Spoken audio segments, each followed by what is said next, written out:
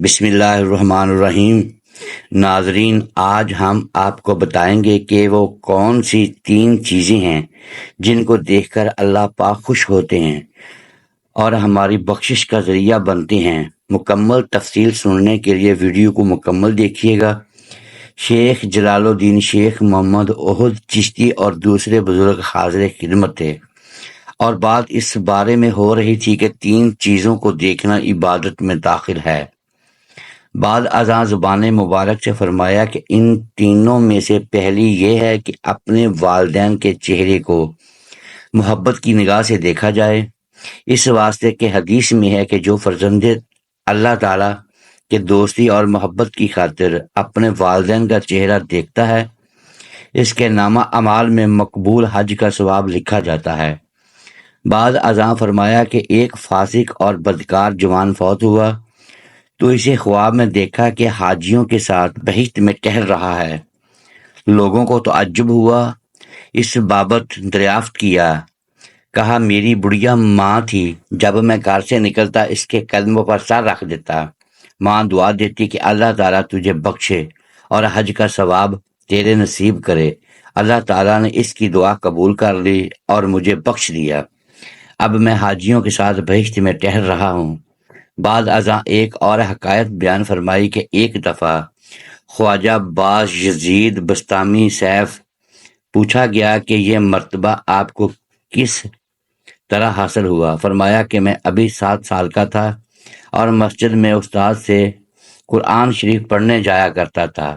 جب اس آیت پر پہنچا جس کا ترجمہ یہ ہے تو استاد سے اس کا مطلب پوچھا۔ فرمایا حکم الہی ہے کہ جس طرح میری خدمت بجا لاتے ہو والدین کی بھی خدمت بجا لاؤ۔ استاد سے یہ سنتے ہی بستہ باندھ کر گھر آیا اور ماں کے قدموں پر سر رکھ دیا کہ اے ماں، میں نے سنا ہے کہ اللہ تعالیٰ نے یوں فرمایا ہے، اللہ تعالیٰ سے میرے لیے کچھ مانگ، میں تیری خدمت بجا لاؤں گا۔ جب والدہ سے یہ درخواست کی تو انہوں نے رحم کھا کر 2 گانا ادا کرنے کے بعد میرا ہاتھ پکڑ کر قبلہ رخ ہو کر خدا تعالیٰ کو سونپا۔ یہ دولت مجھے وہاں سے نصیب ہوئی جس کا سبب والدہ کی دعا تھی۔ دوسرا یہ کہ ایک مرتبہ موسم سرما میں رات کے وقت میری ماں نے پانی مانگا، میں کوزہ برکت ہاتھ پر رکھ کر حاضر ہوا، لیکن والدہ سو گئی، اس نے نہ جگایا۔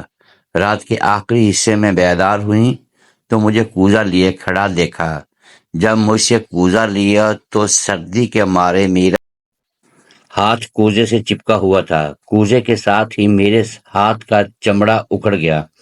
ماں نے ترس کھا کر میرا سر بغل میں لیا اور چھاتی سے لگا کر بوسہ لیا اور کہا اے جانے مادر، تو نے بڑی تکلیف اٹھائی، یہ کہہ کر میرے حق میں دعا کی کہ اللہ تعالیٰ تجھے بخشے۔ میری ماں کی دعا قبول ہوئی اور یہ سب اسی دعا کی بدولت نصیب ہوئی۔ نمبر 2، قرآن مجید کو دیکھنا۔ بعض ازاں دوسرے درجے کے متعلق فرمایا کہ قرآن شریف کو دیکھنا عبادت ہے، اس واسطے کہ شرع اولیاء میں سے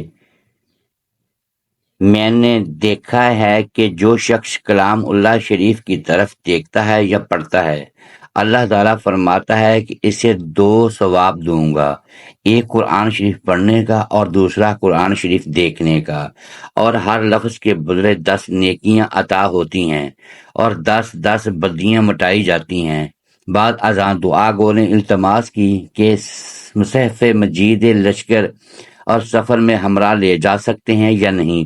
فرمایا اسلام کے شروع میں کیونکہ کفار کا غلبہ تھا، اس لیے آن حضرت صلی اللہ علیہ وآلہ وسلم قرآن شریف ہمراہ نہیں لے جایا کرتے تھے کہ مبادا کفار کے ہاتھ آ جائے، لیکن جب اسلام نے زور پکڑا تو پھر ہمراہ لے جایا کرتے تھے۔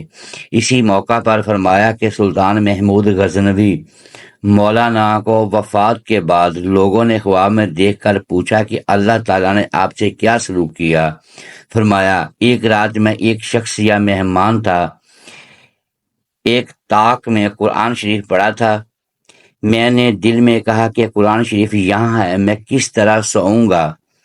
پھر کہا قرآن شریف کسی اور مکان میں رکھ دیا جائے۔ پھر خیال آیا کہ اپنے آرام کی خاطر میں کیوں اسے باہر بھیجوں، موت کے وقت اس کے بدلے بخش دیا جائے گا۔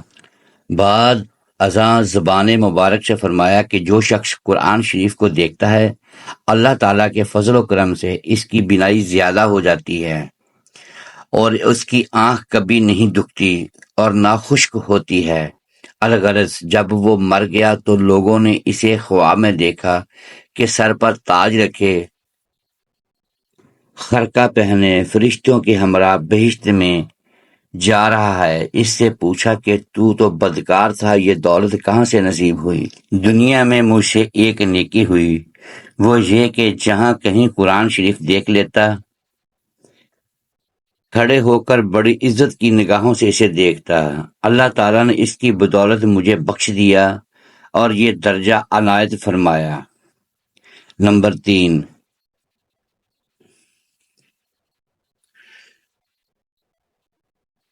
خانہ کعبہ کو دیکھنا۔